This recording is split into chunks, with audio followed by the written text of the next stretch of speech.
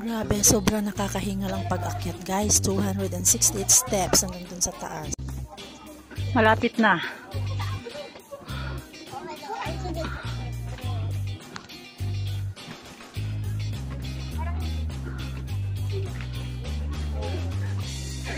Yan, nagpipicture at saka pinipicture niya lang yan.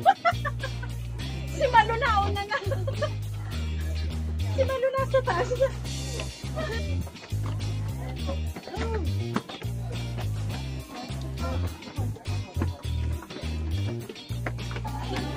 Finally, nandito na kami.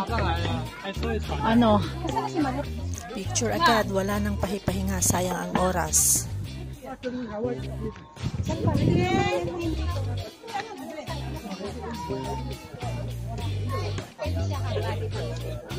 Okay naman. Umakyat ako dun sa taas, tinignan ko kung anong meron.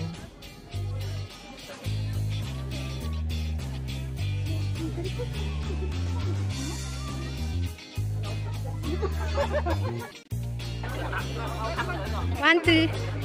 O, talikod, side view. Isa pa. Isa pa. Gumanong ka. Tumabi ka sa kanila, Marisa.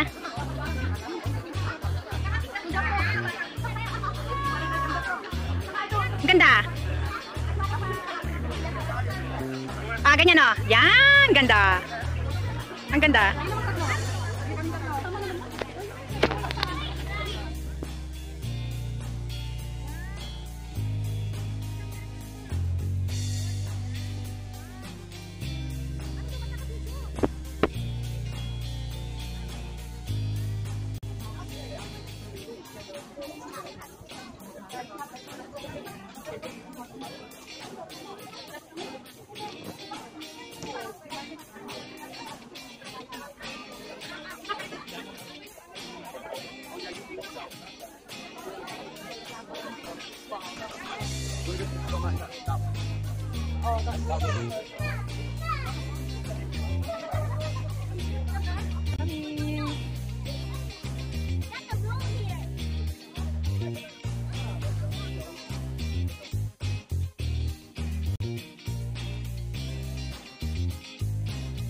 Kailangan na namin bumaba at pupunta naman kami ngayon dun sa kabila sa may temple.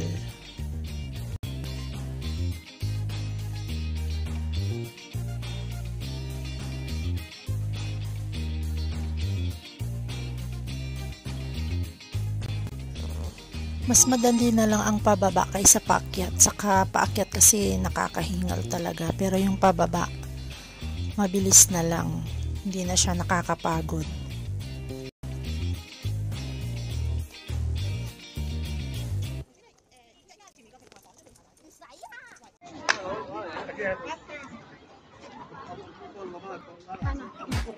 Yun ang background. Kasi dito parang kuha siya ng buo. Mag-moment muna ako. Iikot ko lang kayo. Ayan, ang kabuuan ng Lantaw Big Buddha. Ang ganda ito guys. Ito naman yung kanilang temple.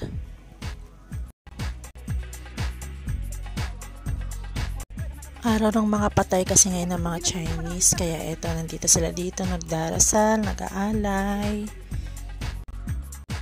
Dito naman makakabili ng mga souvenirs sa kanilang Lantaw village.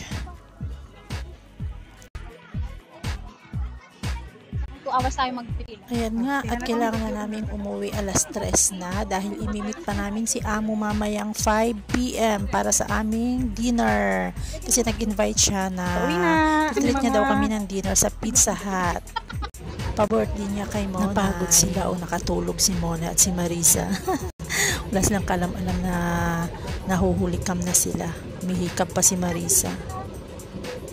Sarap na ng tulog ni Mona yun. Napagod sila kakapicture. Ayan, pababa na nga kami ng bus.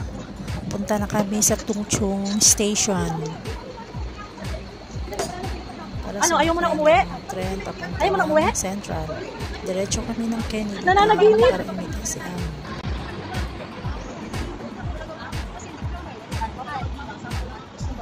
At nandito na nga kami sa Tungchong Station. Ano ba yan? Nabubulol pa ako.